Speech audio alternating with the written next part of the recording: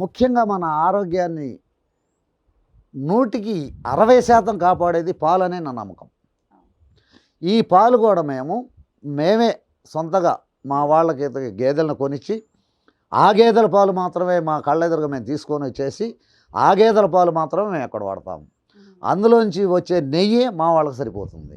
ఇక్కడ కల్తీ అని పదానికి ఇక్కడ ఎటువంటి ఆటంకం కలగకుండా కల్తీ లేని విధంగా అన్ని చర్యలు మేము తీసుకొని స్వచ్ఛమైన కల్తీ లేని ఆహారాన్ని అందించడానికి 100కి 100 పాళ్ళు మేము ప్రయత్నం చేస్తున్నాము.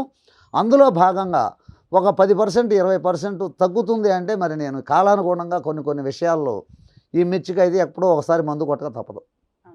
కొన్ని ఆర్గానిక్లో పండనటువంటి కూరగాయలు, కాలీఫ్లవరు అది పుట్టిన దగ్గర నుంచి మందులే కొట్టాలి. అందుకని అసలు కాలీఫ్లవర్ వాడకమే మేము తగ్గిస్తాం. కానీ మాకు జీవచాపల్యం ఉంటుంది, మా పెద్దవాళ్ళకి చాపల్యం ఉంటుంది కాబట్టి అప్పుడప్పుడు మేము కాలీఫ్లవర్ వాడతాం, క్యాబేజీ వాడతాం. అది మాత్రం మార్కెట్లో తెచ్చుకుంటాము.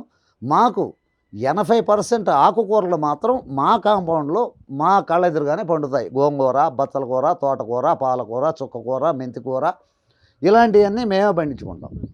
అందుకని మేము కొనే కూరగాయలు కూడా పర్సంటేజ్ చాలా తక్కువ ఉంటుంది. మాది ఆకుకూరలు ఎక్కువ ఉంటాయి. కాయగూరలు కూడా మేము వాడేది ఇప్పుడు మనకు ఆంధ్రప్రదేశ్లో పండేటువంటి పంటలు మీరు ఏ మార్కెట్లో కొన్నా కూడా దోస, బెండ, బీర, కాకర, పొట్ల ఇలాంటి సహజ సిద్ధమైన 10-11 రకాల కూరగాయలు మాత్రమే మనకు దొరుకుతాయి. మిగిలిన 4-5 రకాలు ఏమన్నా ఉంటే అది నార్త్ ఇండియా నుంచో ఎక్కడి నుంచో దూర ప్రాంతాల నుంచి వస్తాయి. కాబట్టి మనం వెరైటీస్ ఎన్ని వండినా ఈ 10-15 రకాలతోనే వండాలి. మీరు అది ఫ్రై అంటారు, పులుసు అంటారు, ఇగురు అంటారు, రకరకాలుగా అవి మనం మార్చుకుంటాం. వండే విధానంలో తేడా తప్ప మనకు దొరికే మూలమైనటువంటి కూరగాయలు మన 2 తెలుగు రాష్ట్రాల్లో పండే కూరగాయలు మితంగా ఒక 10-12 రకాల కంటే ఎక్కువ ఉండవు. దాంట్లో మెయిన్ ఇప్పుడు మన క్యాప్సికమ్ కూడా ఇక్కడే దొరుకుతుంది. దాన్ని కూడా మందులు తక్కువ కొట్టే రకంగా మన శాస్త్రజ్ఞులు పరిశోధనలు చేసి అదే ఇస్తున్నారు. మేము అలాంటి నమ్మకమైన ఫార్మ్స్ నుంచే మేము తెచ్చి మేము వాడుకుంటాం.